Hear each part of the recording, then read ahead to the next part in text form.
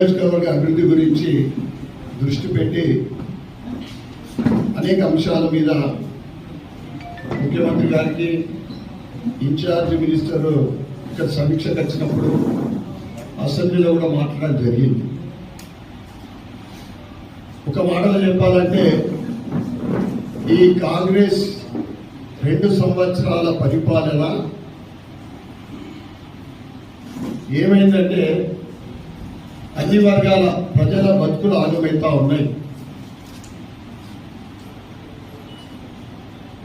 అభివృద్ధి అనేది అటకెక్కింది,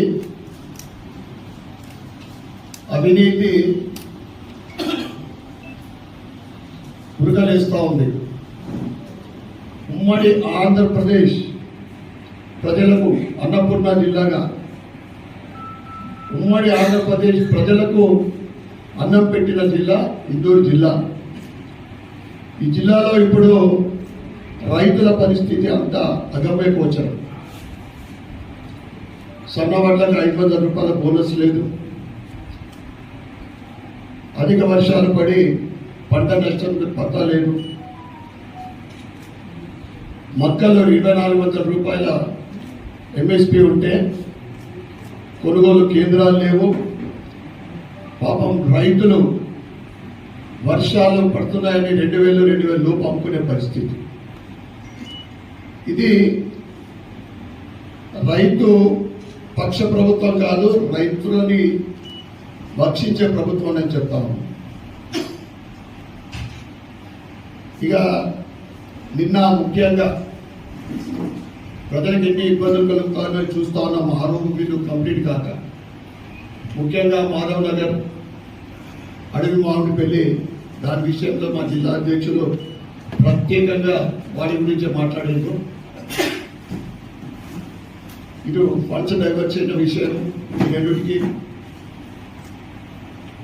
అర్సాపల్లిని పూర్తిగా 100% ఫండ్స్ సెంట్రల్ ప్రభుత్వమే ఇస్తూ ఉంటే ల్యాండ్ ఎక్విజిషన్ ప్రభుత్వం, రాష్ట్ర ప్రభుత్వం బాధ్యత అది ఇప్పటి వరకు ఒక చర్య కూడా తీసుకోలేదు.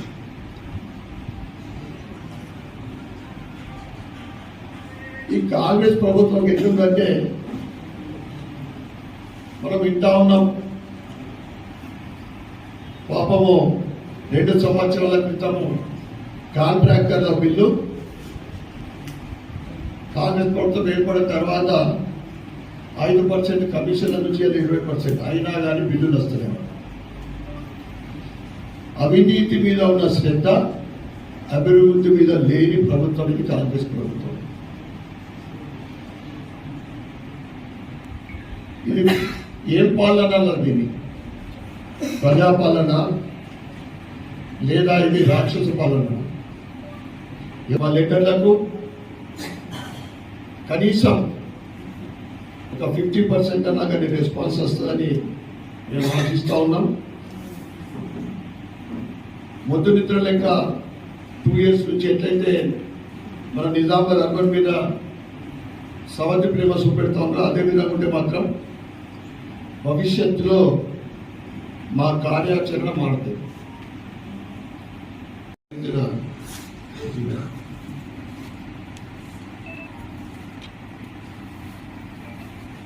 హౌసింగ్ 1.5 years బ్యాక్ కార్పొరేషన్ నుంచి నగరాభివృద్ధి కోసము 99.5 కోట్ల ఎస్టిమేషన్ అది కూడా ఇవ్వడం జరిగింది. దానికి కనీసం 10 కోట్ల లాగా మీరు విడుదల చేయాలని రిక్వెస్ట్ చేయడం జరిగింది. ఇవన్నీ కూడా ROBలు కంప్లీట్ చేయాలా. మా నియోజకవర్గానికి మేము ఇచ్చిన లెటర్స్కు పాజిటివ్గా రెస్పాన్స్ వస్తుందని, లేదా అంటే మేము భవిష్యత్తులో ఇక ఈ శాంతి అనేది ఇలా పక్కన పెడతాను. ఇక ఎందుకంటే ఇంత వివక్ష ఎప్పుడు చూడలేదు.